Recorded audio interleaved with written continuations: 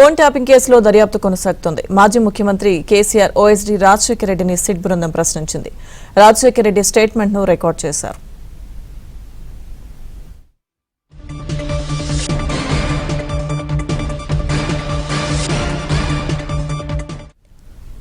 Phone tapping కేసులో దర్యాప్తు కొనసాగుతోంది. మాజీ ముఖ్యమంత్రి కేసీఆర్ ఓఎస్డీ రాజశేఖర రెడ్డిని సిట్ బృందం ప్రశ్నించింది. రాజశేఖర రెడ్డి స్టేట్మెంట్ ను రికార్డ్ చేశారు.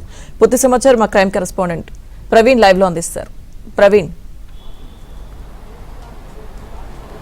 ఫోన్ ట్యాపింగ్ కేసులో దర్యాప్తు ముమ్మరంగా కొనసాగుతుంది. ఇప్పటికే కేసీఆర్ ఓఎస్డీగా ఉన్నటువంటి రాజశేఖర రెడ్డిని దాదాపు 2 గంటల పాటు జూబ్లీహిల్స్ పిఎస్లోని సిట్ బృందం విచారణ జరిపింది. 2 గంటలుగా అతను విచారణ జరిపి స్టేట్మెంట్ రికార్డ్ చేసినటువంటి పరిస్థితి ఉంది. కొద్ది నిమిషాల క్రితమే విచారణ ముగిసింది. విచారణ ముగించుకున్న అనంతరం జూబ్లీహిల్స్ పిఎస్ నుంచి కూడా రాజశేఖర రెడ్డి వెళ్ళిపోయినటువంటి పరిస్థితి కనపడుతుంది.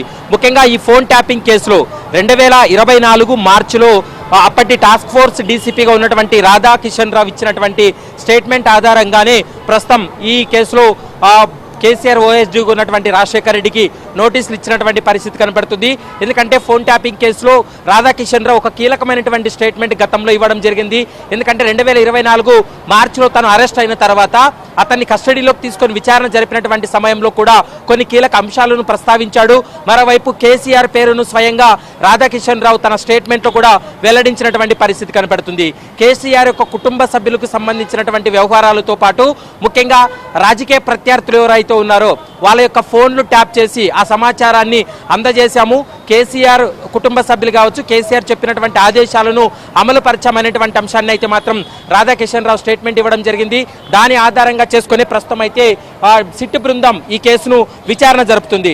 మరోవైపు ఎస్ఐబి చీఫ్గా ఉన్నటువంటి ప్రభాకర్ రావును ఇండియాకు రప్పించిన తర్వాత అతని నుండి కూడా కొంత కీలకమైనటువంటి సమాచారాన్ని రాబట్టడం జరిగింది. ఎవరి ఆదేశాల మేరకు అప్పటి కాంగ్రెస్ పిసిసి అధ్యక్షుడిగా ఉన్నటువంటి రేవంత్ రెడ్డి, ప్రస్తుత సీఎం రేవంత్ రెడ్డి యొక్క ఫోన్ ట్యాపింగ్ కావచ్చు, మరోవైపు వారి కుటుంబ సభ్యులు ఫోన్ ట్యాపింగు, ఇటు బీజేపీ కాంగ్రెస్కి సంబంధించినటువంటి రాజకీయ నేతల యొక్క ఫోన్ ట్యాపింగు, మరోవైపు కొంతమంది కాంగ్రెస్ పార్టీకి కావచ్చు ఇతరత్ర రాజకీయ పార్టీలకు ఫండింగ్ చేస్తున్నటువంటి కొంతమంది వ్యాపారవేత్తల యొక్క ఫోన్లు ట్యాపులు జరిగాయి. కాబట్టి వాటికి సంబంధించే విచారణ కొనసాగుతున్నటువంటి నేపథ్యంలో ఈరోజు కేసీఆర్ ఓఎస్డీగా ఉన్నటువంటి రాజశేఖర రెడ్డిని 2 గంటల పాటు విచారణ జరిపి స్టేట్మెంట్ రికార్డ్ చేసినటువంటి పరిస్థితి అయితే స్పష్టంగా కనపడుతుంది. రైట్.